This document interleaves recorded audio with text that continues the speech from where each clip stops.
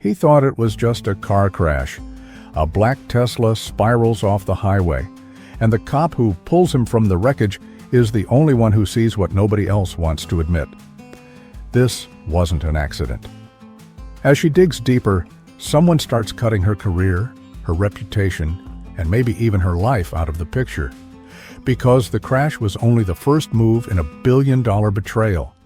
Before we begin, tell us in the comments where you're watching from. And at the end, don't forget to rate this story from 0 to 10. Glass explodes, metal screams. A black Tesla spirals off the highway. Inside, John Hartfield, 38, sharp jawline, expensive suit now covered in blood, grips the wheel as his world turns upside down. The airbag punches his chest. His vision blurs. A woman's boots hit the asphalt, hard, fast, purposeful. Sarah Mitchell, 34, athletic build, eyes like steel, isn't in uniform yet. She's on her way to her shift when she sees the wreckage smoking on the shoulder of Interstate 95. No hesitation. She sprints toward the crumpled vehicle, her off-duty firearm bouncing at her hip. "Sir! Sir! Can you hear me?"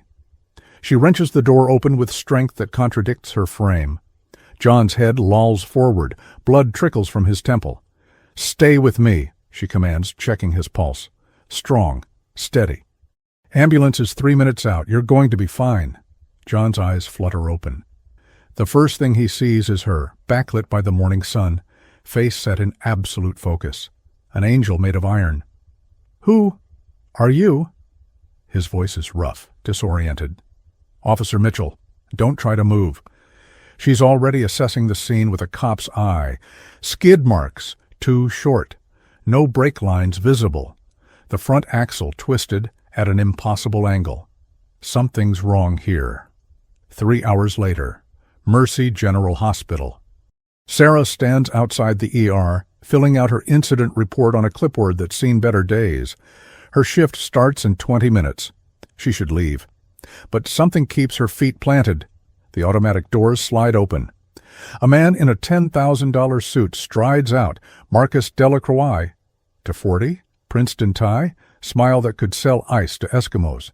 He's on his phone, voice smooth as aged whiskey. Yes, I'm at the hospital now. John's stable. Such a terrible accident. I'll handle the board meeting. No, he needs to rest. Marcus spots Sarah. His smile widens, but his eyes calculate. "Officer, thank you for saving my partner's life." Sarah's gaze is flat. "Just doing my job." John Hartfield is CEO of Hartfield Tech. I'm Marcus Delacroix, COO. If there's anything we can do... Your friend almost died because his brake line failed. At 70 miles an hour, on a vehicle that's less than 6 months old. Marcus's smile doesn't waver. Tesla. You know how these electric cars can be. Technology's not perfect.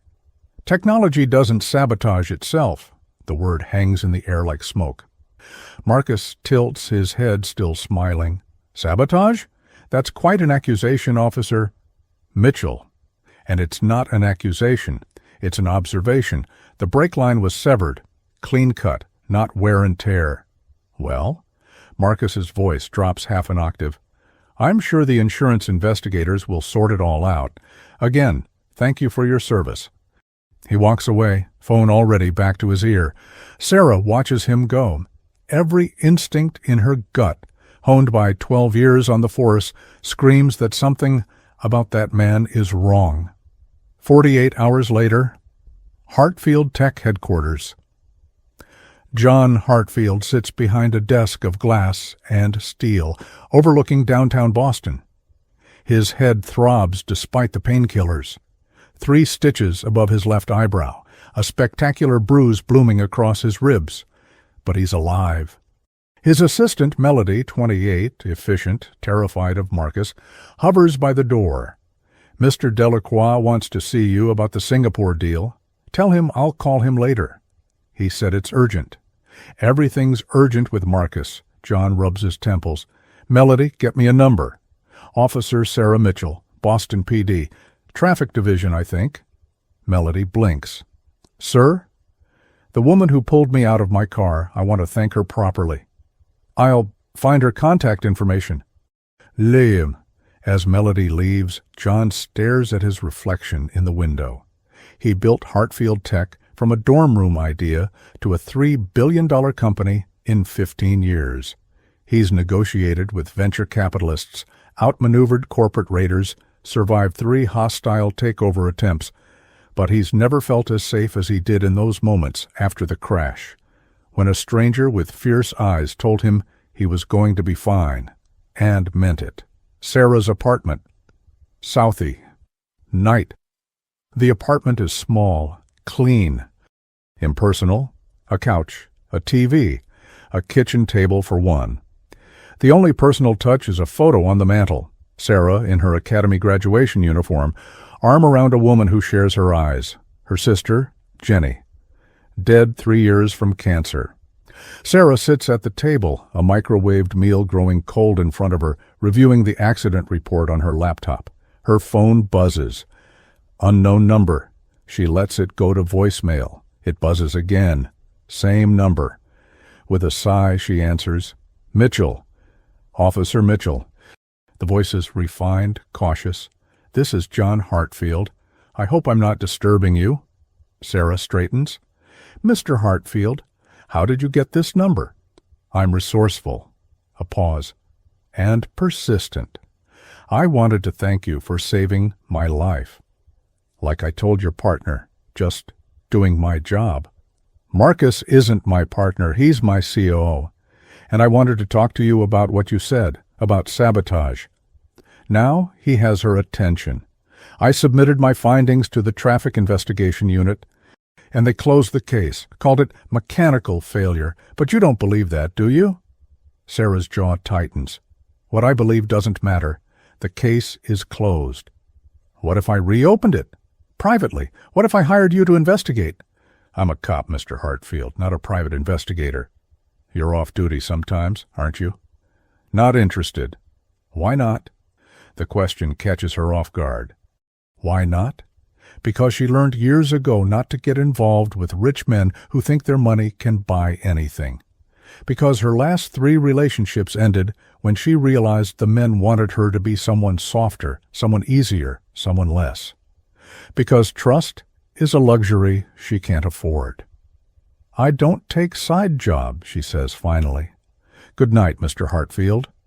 She hangs up before he can respond.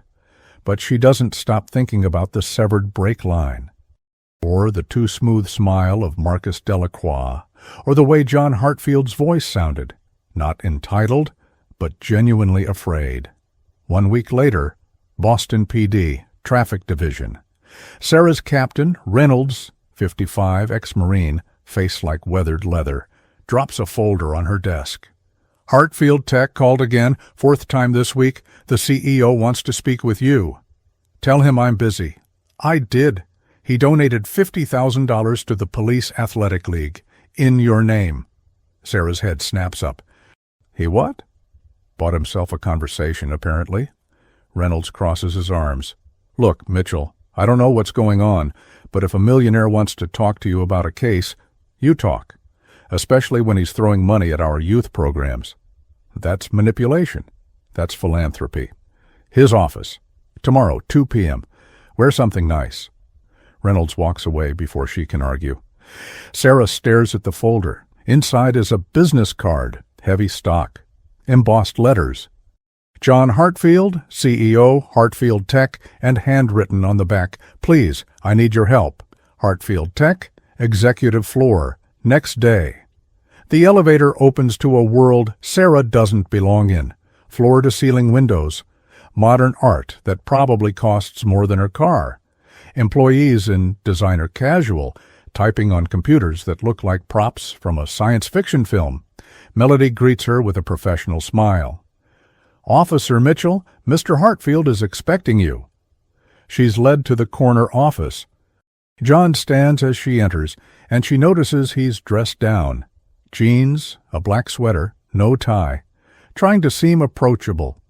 It almost works. "Officer Mitchell, thank you for coming. You didn't give me much choice." Sarah doesn't sit. Donating to the PAL was a nice touch. Manipulative, but nice. It wasn't manipulation. Those kids need resources. Consider it gratitude. For what? Doing my job? For caring enough to notice something everyone else missed. John gestures to a chair. Please. Sit. I promise I'm not going to waste your time. Against her better judgment, Sarah sits. John does the same, and she notices the fatigue around his eyes. He hasn't been sleeping. Someone tried to kill me, he says simply, and I think I know why. Then go to the police. Real police, not a traffic cop. I did. They said without evidence of foul play, it's not a criminal matter. The brake line failure was attributed to a manufacturing defect. Tesla's already settled with my insurance company. Case closed. So what do you want from me? John pulls out a folder. Inside are photographs. His car, close-ups of the brake line. Sarah can see what she noticed at the scene. The cut is too clean, too precise. I want you to find out who did this, and why. Hire a private investigator. I did. 3 of them. They all came back with nothing, or, John's voice hardens, they came back with findings that were clearly bought off. Bought off by whom? That's what I need you to find out. Sarah studies him, really looks at him. He's handsome. She'll give him that. But it's not the polished, artificial handsomeness of men who live in front of cameras. There's something raw in his face, something honest, and something scared. I can't officially investigate a closed case, she says carefully. Then, unofficially, I'll pay you. Name your price. I don't want your money, Mr. Hartfield. Then what do you want? The question lingers. What does she want? Justice, maybe. Or just the satisfaction of being right, of proving that her instincts are still sharp, even after years of being told she's too aggressive, too suspicious, too much. Access, she says finally, to your company, your files, your inner circle, complete transparency. Done. And if I find out you're lying to me, about anything, I walk, immediately. I wouldn't expect anything less. They shake hands. Sarah's grip is firm. John's matches it. One more thing, Sarah says. Your COO, Marcus Delacroix, what's your history with him? John's expression clouds. We met at MIT freshman year. He was my roommate. We built Hartfield Tech together. He's been my closest friend for 20 years. Do you trust him? The question seems to physically pain John. With my life. Sarah nods slowly. Then we'll start somewhere else. But as she leaves the office, she makes a mental note. Always investigate the people closest to the victim. They have the most to gain. 2 weeks later, Hartfield Tech, underground parking garage. Sarah's spent 14 days combing through John's life. Financial records, employee files, security footage. She's interviewed his driver, his housekeeper, his personal trainer. She's reviewed every contract, every deal, every partnership. And she keeps coming back to one name, Marcus Delacroix. Now she's in the parking garage at midnight, John beside her, using her police flashlight to examine the security cameras. These should have caught everything the night before your accident, she says, pointing upward. But the footage from this angle is corrupted, just 15 minutes, from 11:45 p.m. to midnight. Technical glitch? Maybe. Or maybe someone knew exactly where to point a laser to fry the sensor without triggering an alarm. John follows her gaze. That would require knowledge of our security system and access to the building after hours. They walk to where his car would have been parked. Sarah kneels, runs her hand along the concrete. Oil stain, she murmurs. Fresh. Not from your car. Teslas don't leak oil. Someone else was here, working on something. John crouches beside her. He's close enough that she can smell his cologne, something subtle, expensive, woodsy. You're good at this, he says quietly. I'm observant. There's a difference? No. You're good at this? You see things other people miss? Sarah stands abruptly, putting distance between them. We should check the maintenance logs, see who had access to the garage that night. As they walk toward the elevator, Sarah's hyper-aware of John beside her. It's been happening more often lately, these moments where she notices him as a man, not just a client. The way he listens when she talks, like her words actually matter. The way he remembers details, how she takes her coffee, black, 2 sugars, that she hates small talk, that she's allergic to shellfish. The elevator doors close. They're alone in the small space. "Can I ask you something personal?" John says. "You can ask. Doesn't mean I'll answer." "Why did you become a cop?"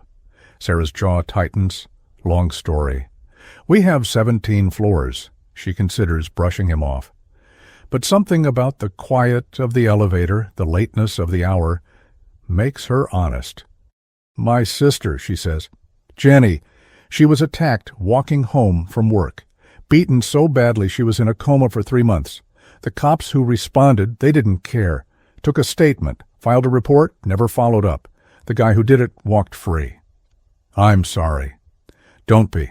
Jenny survived, lived another 10 years before cancer took her. But those cops taught me something important. If you want justice in this world, you have to fight for it yourself. Nobody's going to hand it to you." The elevator stops. 17th floor. Executive level. "Is that why you don't date?" John asks. The question stops her at the threshold. "Excuse me?" "Melody mentioned you turned down the detective in homicide, and the prosecutor from the DA's office, and the firefighter who keeps leaving his number at the front desk." Sarah's face burns. "Melody talks too much. She's observant, like you. My personal life is none of your business, Mr. Hartfield." "John, and you're right. I'm sorry." That was inappropriate.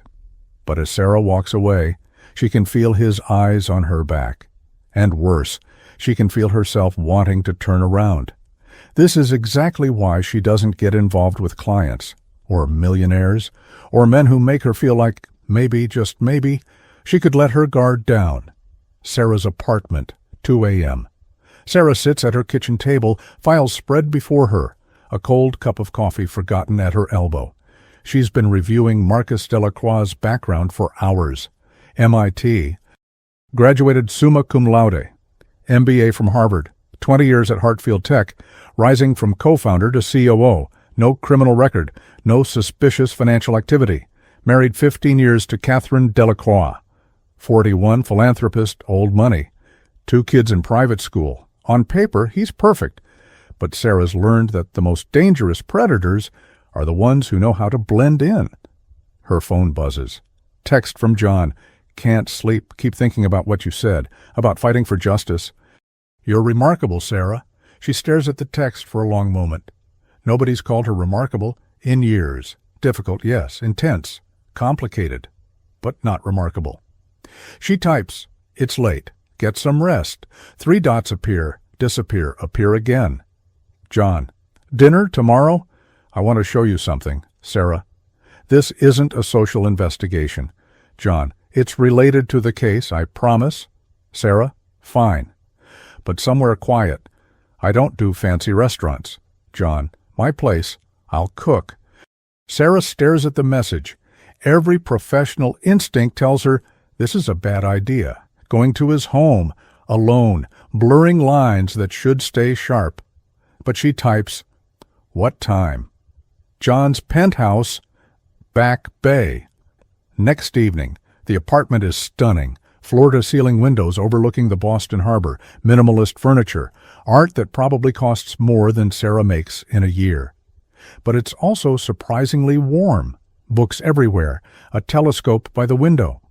Photos of John with people who look like family, not business associates. "You cook?" Sarah asks, watching John work in the open kitchen. Surprised? Rich guys usually have people for that. I had people. Then I realized I was letting strangers control what I put in my body. Seemed stupid. John drizzles olive oil over salmon. Plus, cooking's meditative. Gives me time to think. What do you think about? Lately, how to stay alive. The honesty startles her. John looks up, catches her eye. I'm scared, Sarah. I don't say that to many people, but someone wants me dead, and I don't know why or who. And the person I'd normally turn to for help? Marcus. Marcus. John's voice is heavy. He's been different lately. Distant, secretive, or maybe I'm just paranoid. Paranoia keeps you alive. Is that what keeps you alive? Assuming the worst about everyone? It hasn't failed me yet. They eat at the dining table. The food is excellent. Sarah will give him that. They talk about the case, about the security footage, about the maintenance logs that show Marcus's keycard was used to access the garage at 11:50 p.m. the night before the accident. He could have been working late, John says, but his voice lacks conviction. At midnight, in the parking garage? He keeps files in his car sometimes. Says he likes the privacy. Or he's doing something he doesn't want cameras to catch. John sets down his fork. You really think he tried to kill me? I think someone with knowledge, access, and opportunity tried to kill you. Marcus checks all 3 boxes. But why? We built this company together. He owns 30%. If I die, the company goes into chaos, board fights, stock plummets. He loses everything. Unless he's already positioned himself to take over. Did you update your succession plan recently? John's face goes pale. 6 months ago, Marcus suggested it. Said it was smart business to have clear protocols if something happened to me. The plan names him interim CEO, with a path to permanent appointment if approved by the board. And who controls the board? It's split. 4 members are loyal to me, 3 to Marcus. But if I'm dead... John's voice trails off. Jesus Christ. Sarah reaches across the table, puts her hand on his. The gesture surprises them both. We'll prove it, she says firmly. Whatever he's planning, we'll stop it. John looks down at her hand on his. When he looks back up, his eyes are intense. Why are you helping me? Really? Because someone needs to. That's not an answer. Sarah pulls her hand back. It's the only one I have.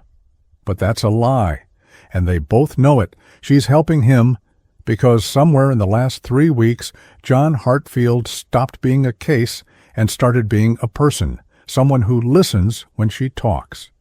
Someone who sees her, really sees her, not as a hard-ass cop or a damaged woman or someone who needs to be fixed, but as exactly who she is, and that terrifies her more than any sabotaged brake line. The next morning, Boston Pede, Captain Reynolds's office. Sarah barely sleeps. She's at the station by 6 a.m., pulling files, making calls, following threads. By 8, she has something. Marcus Delacroix's financials show a series of large transfers, $2 million over the last 6 months, to an offshore account in the Cayman Islands, shell companies, laundered through 3 different banks. Almost impossible to trace. Almost. She's printing the documents when Captain Reynolds appears in the doorway. Mitchell, my office. Now. His tone makes her stomach drop. Inside, 2 men in suits wait. Internal affairs. And behind them, looking sympathetic but firm, is Marcus Delacroix. Officer Mitchell, says the first IA detective. Bronson, 50, by the book, no sense of humor. We need to ask you some questions about your relationship with John Hartfield. Sarah's blood goes cold. What relationship? You've been seeing him, privately, outside official channels. I've been investigating his accident, with his full knowledge and consent. Investigating a closed case, Bronson says. Using police resources, for a civilian client. Who told you that? I did. Marcus steps forward, and his smile is apologetic. Perfect. I'm sorry, Officer Mitchell, but John's been acting erratically since the accident. Paranoid. He's convinced someone's trying to hurt him. I think he's experiencing PTSD, and I'm concerned he's drawn you into his delusions. Delusions? The accident was terrible, but it was an accident. The insurance company confirmed it. Tesla confirmed it. But John won't let it go. And now he's got you investigating me. Marcus's voice drops with concern. He told me you've been accessing company records, following me. It's harassment. That's not... Did you or did you not access financial records of Hartfield Tech employees without a warrant? Bronson asks. Sarah's throat tightens. John gave me permission. John Hartfield is a civilian. He doesn't have the authority to grant you access to employee financial records. That's a violation of privacy laws, and potentially a fireable offense. Unless she was conducting an official investigation, Reynolds says carefully. Which she wasn't. Was she, Mitchell? The room spins. This is a trap. A perfectly laid trap. I want a lawyer, Sarah says. That's your right, Bronson says. You're suspended, effective immediately, pending investigation, badge and gun. Sarah's hands shake as she unclips her badge. 12 years on the force. 12 years of perfect service records, gone in 30 seconds. As the IA detectives leave, Marcus lingers. I'm sorry it came to this, he says quietly. But you need to stay away from John for your own good and his. The threat is veiled but unmistakable. Sarah meets his eyes. I know what you did. Marcus's smile doesn't waver. And who's going to believe you? A suspended cop with a history of insubordination, or a respected businessman with 20 years of impeccable service? He leaves. Reynolds sits heavily at his desk. Tell me you didn't do this, he says. I was investigating an attempted murder. An accident, Mitchell. An accident that's been closed and settled. It wasn't an accident. Marcus Delacroix tried to kill John Hartfield. I have proof. What proof? Sarah hesitates. The financial records are on her personal laptop, at home. She can't access them now without making things worse. I'm working on it, she says. Reynolds shakes his head. Go home, Mitchell. Get a lawyer, and for God's sake, stay away from John Hartfield. Sarah's apartment. Noon. Sarah sits on her couch, staring at her phone. She should call John, warn him, tell him what happened. But what if Marcus is right? What if she's been played? What if John Hartfield is just a paranoid millionaire who pulled her into his delusions? No. She saw the brake line. She saw the security footage. She saw the financial transfers. This is real. Her phone rings. John. Sarah. Are you okay? Marcus told me what happened. I'm so sorry. This is my fault. It's not your fault. He set me up. I'm coming over. We need to talk. No, don't. If he's watching you, I don't care if he's watching. You lost your job because of me. The least I can do is... John, Sarah's voice is firm. Listen to me. Marcus is more dangerous than we thought. He's not just trying to kill you. He's destroying anyone who gets in his way. You need to be careful. Then let me help you. We'll fight this together. There is no together. I'm suspended. I can't investigate. I can't help you. You already have. You've given me something I haven't had in months. Hope. The word hit Sarah in the chest. Hope. When was the last time she felt that? John, have dinner with me tonight. Not about the case, just dinner. Two people who need a break from the world. Every rational part of Sarah's brain screams no. But the part that's been lonely for years, the part that remembers what it felt like to have her hand on his, says yes. Okay, she whispers, but somewhere public. And you're buying. John laughs, and the sound is warm, real. Deal. Neptune Oyster, North End. Evening. The restaurant is small, intimate, the kind of place where locals eat and tourists walk past. John's already there when Sarah arrives, and he stands when he sees her. He's dressed casually, dark jeans, a gray button-down, no tie. No power suit, just a man trying to have dinner with a woman he likes. You look beautiful, he says. Sarah glances down at her jeans and leather jacket. I look the same as always. I know. The comment disarms her. She slides into the booth across from him, hyper-aware of the way he watches her. Not like she's a project or a puzzle. Like she's someone he wants to know. They order. Sarah gets the lobster roll. John gets clam chowder. They talk about nothing, movies, books, the absurdity of Boston weather. It's the first conversation they've had that isn't about murder or sabotage or corporate conspiracy, and it's terrifying how natural it feels. Tell me about your sister, John says. Jenny, you said she survived the attack. Sarah's defenses rise, but something about the way he asks, gentle, genuinely curious, makes her answer. She was the strong one. I was always the angry one, the fighter. Jenny was soft, kind. She saw the good in everyone, Sarah's voice catches. Even after the attack, even after the guy who did it walked free, she forgave him. Can you believe that? Said hate would poison her faster than any cancer. She sounds remarkable. She was, I'm not. You're wrong. Sarah looks up. John's eyes are intense. You're one of the strongest people I've ever met, he continues, and I've met a lot of people, CEOs, politicians, people who think strength means dominating others. But you use your strength to protect people, even when it costs you everything. I'm suspended, John. I didn't protect anyone. You protected me? You're still protecting me? The weight of his words settles between them. Sarah wants to look away but can't. Why me? She asks quietly. You could have hired anyone. Ex-FBI, corporate security. Why did you keep calling me? John leans forward. Because when I woke up in that car, bleeding and disoriented, the first thing I saw was you. And I felt safe. I haven't felt safe in years, Sarah.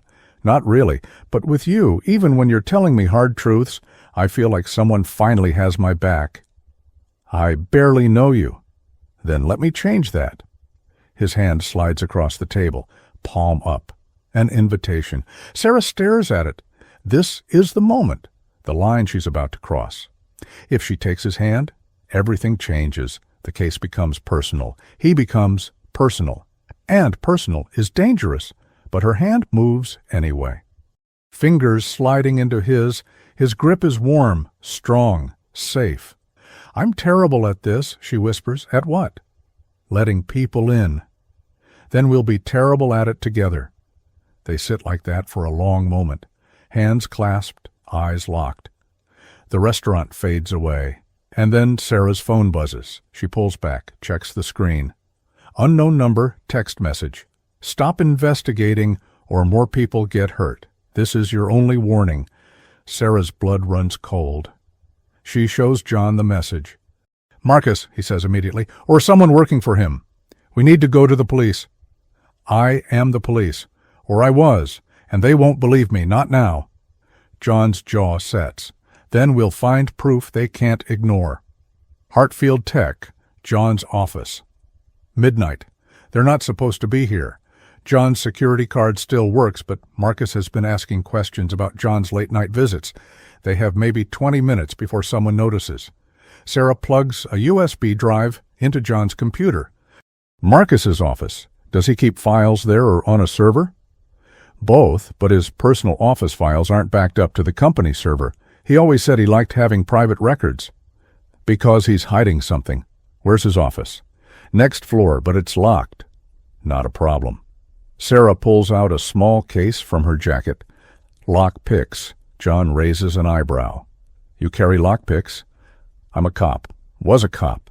You'd be surprised what's useful. They take the stairs to avoid security cameras. Marcus's office is at the end of a long hallway. Floor-to-ceiling windows, view of the harbor. The door is solid oak with a biometric lock. Okay, Sarah admits. That's a problem. Not if you have his fingerprint. John pulls out his phone, shows her a photo from a company event last month. Marcus holding a champagne glass. Clear fingerprint on the stem.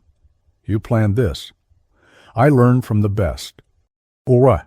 Using a technique Sarah saw once in an FBI seminar, they lift the print using graphite powder and transparent tape. It takes 3 tries, but the lock clicks open. Marcus's office is pristine, too pristine. No personal items, no photos. Just a desk, a computer, and filing cabinets that look like they've never been used. He's too careful, Sarah mutters, booting up his computer. Everything important will be encrypted or hidden. But as the computer loads, she notices something.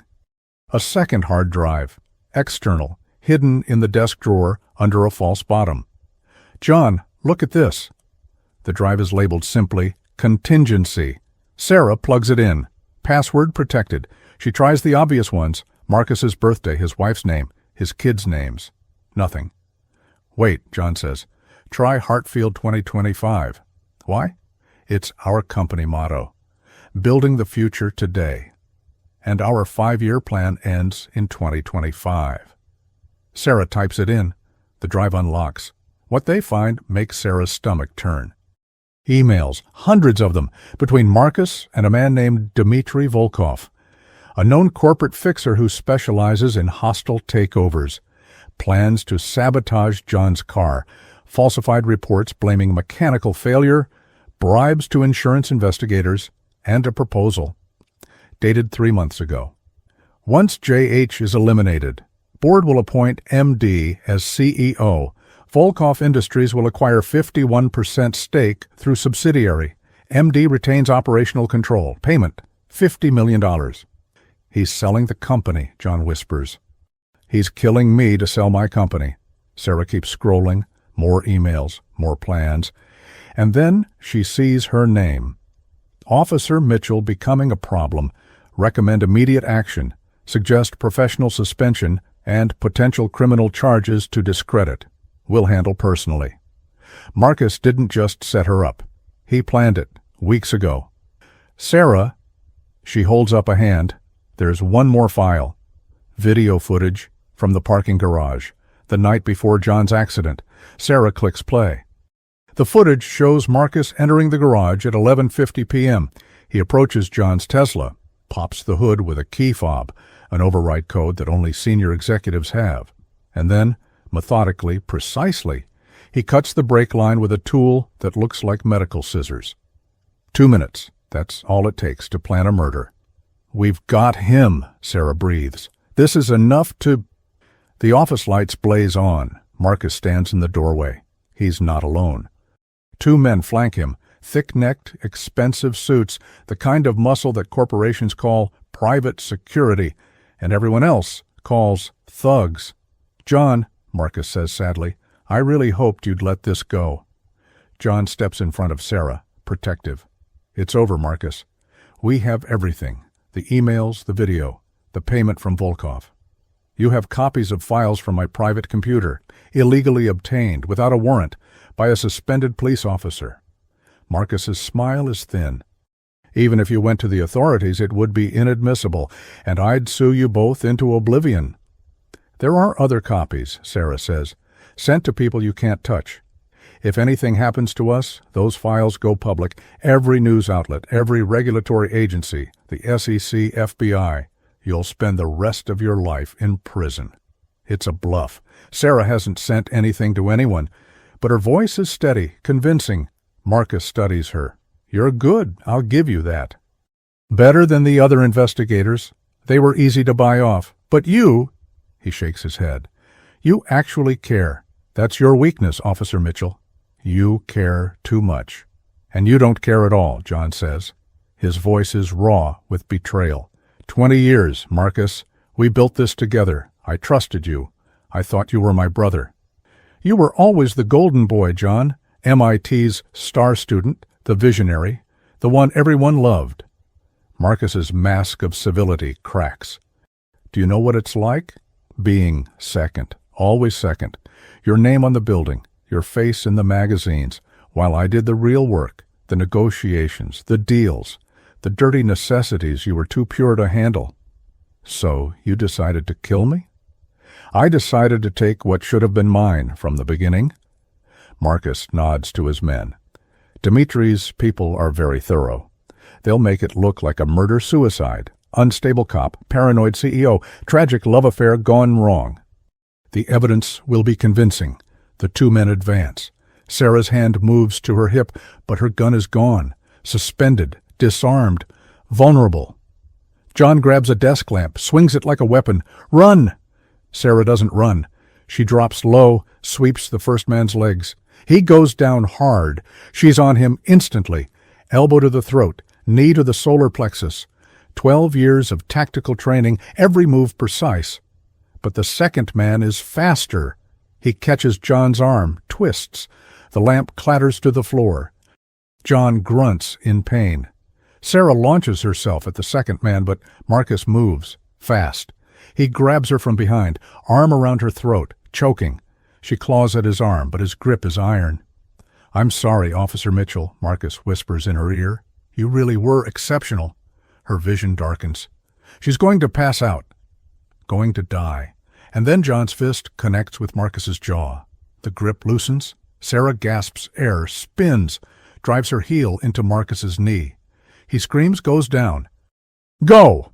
John pulls her toward the door. They run. Emergency stairwell, Hartfield Tech. Their footsteps echo in the concrete shaft. 17 floors, no time to wait for elevators. Sarah's lungs burn, but she keeps moving. Behind them, doors slam. Shouts. Marcus's men are coming. "We need to get to street level," John pants. "Security cameras everywhere, witnesses. They won't try anything public." "You sure about that?" They burst through the lobby doors. The night security guard, Miguel, 60s, retired cop, looks up from his desk. "Mr. Hartfield, is everything—" "Call 911, John gasps. "Marcus Delacroix just tried to kill us." Miguel's hand moves to the phone, but before he can dial, one of Marcus's men appears behind him. A gun pressed to Miguel's temple. "Nobody moves," the man says. Sarah's mind races. No weapon, no backup. 2 civilians in danger. Marcus emerges from the stairwell, limping but composed. He's straightened his tie, smoothed his hair like nothing happened. "Miguel," Marcus says pleasantly, "I'm sorry you had to see this. Mr. Hartfield is having a mental health crisis. Officer Mitchell has been feeding his delusions. We're just trying to get him help." "That's not—" John starts. "He attacked me in my office. I have witnesses, security footage, a man having a breakdown." Miguel looks between them, uncertain. "Mr. Hartfield, is this true?" "No," John says firmly. "Marcus tried to have me killed. He sabotaged my car. He's embezzling from the company, and he's planning to sell Hartfield Tech to Dmitry Volkov." "That's quite a story," Marcus says. "Do you have proof?" The files, the hard drive, still in Marcus's office. Probably being erased right now. Sarah meets John's eyes. They're trapped, outgunned, outmaneuvered. "Actually," Sarah says slowly, "we do." She pulls out her phone, opens her cloud storage, and there it is, every file from Marcus's computer automatically uploaded while they were reviewing the evidence. She'd set it to backup in real time just in case. Every email, every video, every payment record already sent to the FBI, SEC, and Boston police. Sarah's smile is cold. "You're done, Marcus." Marcus's face goes white. He lunges for Sarah's phone, but John intercepts him. They grapple. Marcus is desperate now, all pretense gone. "Miguel!" Sarah shouts. "Hit the panic button now!" Miguel slams his hand on the silent alarm. Within seconds, sirens wail in the distance. Marcus's men look at each other, calculating. They're hired muscle, not suicide soldiers. When the first police cruiser screeches into the parking lot, they drop their weapons, hands up. Marcus keeps fighting. John's nose is bleeding, but he holds on. "It's over," John says. "Let go." Marcus finally stops struggling. His eyes are wild, defeated. "You don't understand," he whispers. "I built this company too. I deserved—" "You deserved a partnership," John says. "Not my life." Boston PD, Homicide Division. 3 hours later. Sarah sits in an interview room giving her statement for the 3rd time. Detective Sarah Chen, 42, sharp, no nonsense, takes notes. "And you're certain the files you uploaded will hold up in court?" They're authenticated with timestamps, metadata, and corroborating security footage. Marcus Delacroix planned and executed an attempted murder. He also orchestrated corporate espionage, fraud, and conspiracy. The evidence is solid, Chen nods. Internal Affairs wants to talk to you about your suspension. I violated protocol. I accept the consequences. You also cracked a case that 3 private investigators and our own fraud division missed. Captain Reynolds is arguing for reinstatement with commendation. Sarah blinks. Seriously? You did good work, Mitchell. Messy, unorthodox, technically illegal work, but good. Chen closes her notebook. Marcus Delacroix and his associates are being charged with attempted murder, conspiracy, fraud, and about 15 other counts. Dmitry Volkov is being extradited from the Cayman Islands. Hartfield Tech's board is cooperating fully.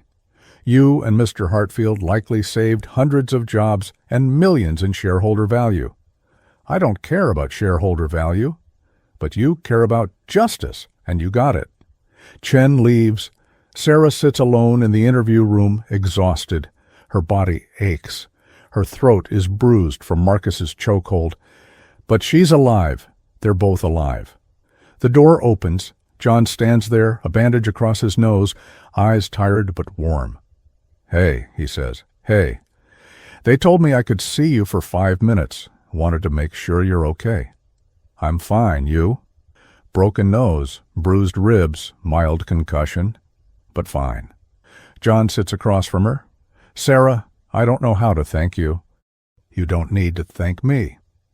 "Yes, I do. You lost your job, almost lost your life, because I dragged you into this. I walked into this myself, eyes open." They sit in silence. So much has happened in the last 4 hours, but all Sarah can think about is the moment at Marcus's office when John stepped in front of her, protecting her without hesitation. "What happens now?" John asks. "You rebuild, fix your company, find a new COO, someone you can actually trust."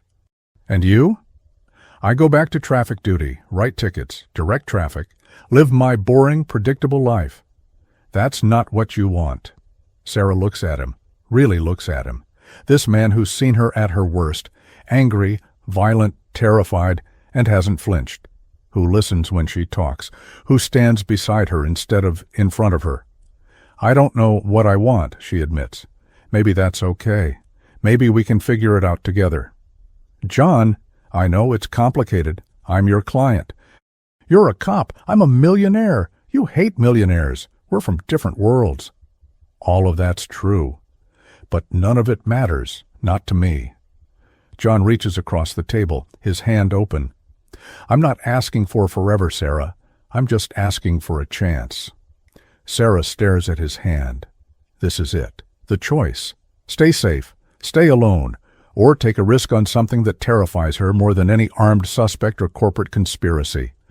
Her hand slides into his. "One date," she says. "Real date. Not murder investigations or life-threatening situations, just dinner and a movie, something normal." John's smile could light up the city. "I can do normal. Good, because I'm terrible at it. Then we'll be terrible together." 6 weeks later, Boston Harbor, sunset. The courtroom battles are over. Marcus Delacroix is awaiting trial on 16 counts, held without bail. Dmitry Volkov is facing federal charges. Hartfield Tech's stock has recovered, stronger than ever, with John promising complete transparency and restructured corporate governance. And Sarah Mitchell is back on duty. Not in traffic division. Captain Reynolds promoted her to detective, fraud, and white-collar crime. Turns out she has a knack for untangling corporate conspiracies. But right now, she's not thinking about work. She's standing on the harbor walk, watching the sunset paint the sky in shades of orange and pink. John stands beside her, hands in his pockets, shoulder touching hers. "You're quiet," he observes. "I'm always quiet." "No, you're always observing. There's a difference." Sarah smiles. He's learned to read her. Somehow, in 6 weeks of stolen moments between depositions and investigations, John Hartfield has learned to see past her armor. "I was thinking," she says, "about what Jenny told me before she died. She said I needed to let people in. That walls don't protect you, they just make you lonely." She was right. "I know. I just didn't believe her until now." Sarah turns to face him. John's eyes are soft, patient. He never pushes, never demands, just waits for her to be ready. "I'm scared," she admits, "of this, of us, of what happens if it doesn't work."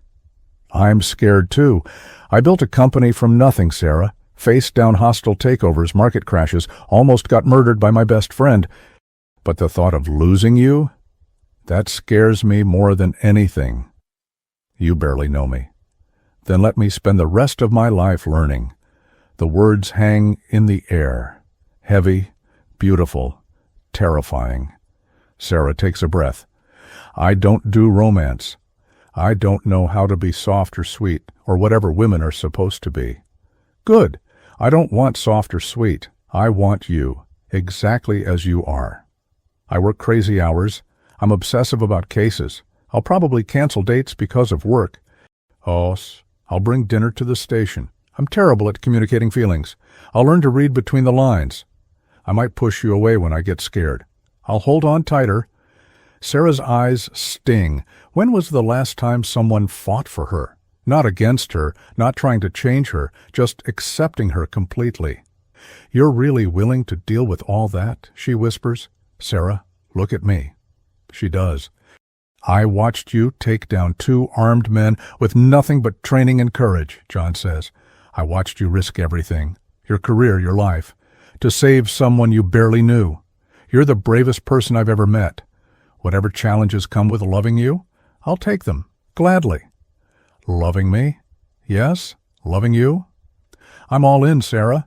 Have been since you pulled me out of that car and told me I was going to be fine, even when I wasn't sure myself. The tears come. Sarah can't stop them. She doesn't try. I don't know how to do this, she says. Neither do I, but we'll figure it out. John's hand cups her face.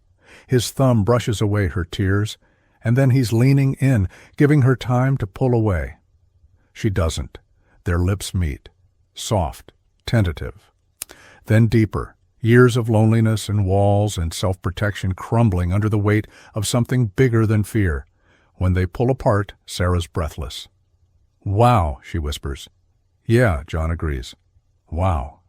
They stand there, foreheads touching, as the sun sinks below the horizon, and for the first time in years, Sarah Mitchell feels something she thought she'd lost forever. Hope. 3 months later, Hartfield Tech, annual gala. Sarah hates galas, hates the dresses, the small talk, the fake smiles.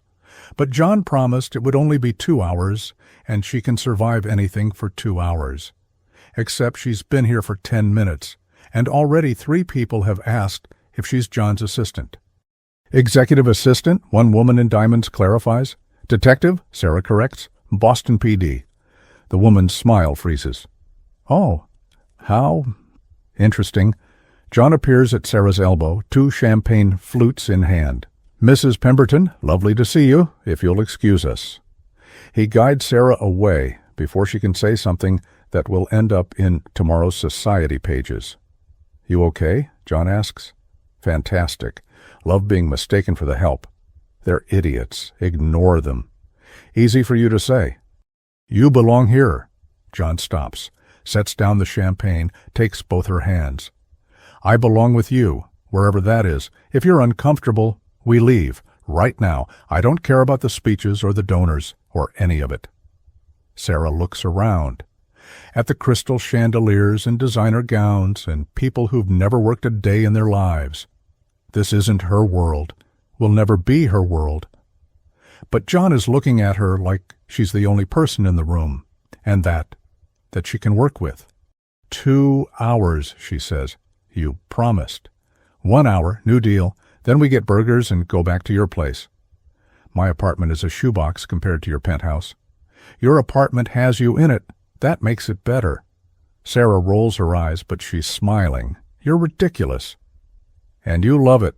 She does. God help her, she does. They make it through 50 minutes before Sarah's phone buzzes. Work, a new case. Financial fraud at a pharmaceutical company. Captain Reynolds wants her on it first thing tomorrow. I have to take this, Sarah says apologetically. Go, I'll make excuses. She kisses him quickly, not caring who sees, and heads for the balcony to take the call. John watches her go. This fierce, brilliant, impossible woman who crashed into his life and saved it in every way that matters. Catherine Delacroix, Marcus's now ex-wife, approaches with a glass of wine and a sad smile. She's different from the women you usually date, Catherine observes. That's why I love her.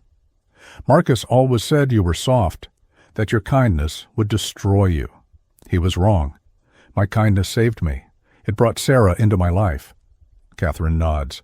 I'm glad.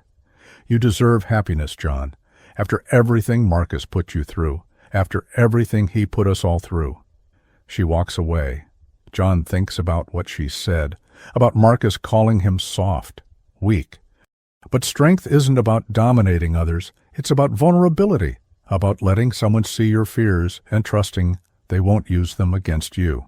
Sarah taught him that. Sarah comes back inside, phone tucked away. "Sorry, new case, big one. Tell me about it." And she does. As the gala swirls around them, Sarah explains the complexities of pharmaceutical fraud, her eyes bright with the thrill of a new puzzle to solve. John listens, asks questions, offers insights from his business experience. They're partners in every sense that matters. 8 months later, Sarah's apartment. It's late. Sarah's at her kitchen table, files spread everywhere. The pharmaceutical case is coming together, but slowly, one piece at a time. John's at the stove, making pasta carbonara. He's practically moved in. Half his clothes are in her closet. His laptop has a permanent spot on her desk. Neither of them has acknowledged it out loud. They don't need to.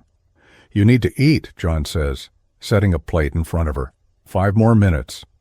"You said that an hour ago. This time I mean it." John sits across from her, waits. He's learned that pushing Sarah doesn't work, but patient persistence does. After 3 minutes, she closes the file. Takes a bite of pasta. "This is really good," she admits. "I know." They eat in comfortable silence. This is what surprised Sarah most about being with John. How easy it is. No games, no pretense. Just two people who genuinely like each other's company. "I have something for you," John says. "If it's expensive." It's not. He pulls out a small envelope. "Open it. Inside is a key." Sarah looks at him, confused. "Key to my place," John explains. "Official. I know you already have the code, but I wanted to make it official. My home is your home, Sarah. Always." Sarah stares at the key. Such a small thing, but it represents something huge. Trust, commitment, a future. "John, you don't have to say anything, or give me a key to your place. I'm not asking for that.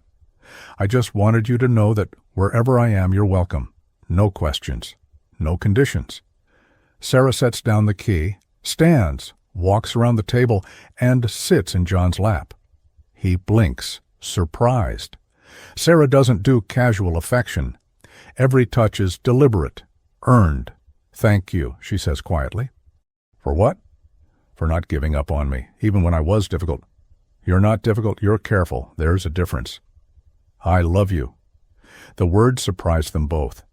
Sarah's never said them before. Not to anyone except Jenny. But they're true, undeniably, terrifyingly true. John's arms wrap around her. "I love you too. So much it scares me sometimes." "Good, I'd hate to be the only one terrified." They kiss, slow and deep, full of promise. And when they pull apart, Sarah knows with absolute certainty this is real. This is forever. 1 year later, Boston Common, spring. The cherry blossoms are blooming. Sarah walks through the park off-duty, enjoying the rare sunny Saturday. John's beside her, fingers laced with hers. They've been through a lot this year. Sarah's pharmaceutical case went to trial. Successful conviction. John launched a new ethical AI initiative at Hartfield Tech. They've had fights, made up. Learned each other's rhythms and boundaries, and somehow it's working. "Can we sit?" John asks, nodding toward a bench. "You okay? Your leg?" "I'm fine, just want to enjoy the day." They sit, watch families with strollers, couples on dates, dogs chasing frisbees, normal life, beautiful in its simplicity. "Sarah," John says carefully, "I want to ask you something." "Okay. And I need you to be completely honest with me." Her detective instincts flare. "What's wrong?" "Nothing's wrong. John takes a breath. "Are you happy with me? With us?" Sarah studies him, sees the genuine uncertainty in his eyes. Even after a year, he still worries she'll realize she's too good for him, that she'll leave.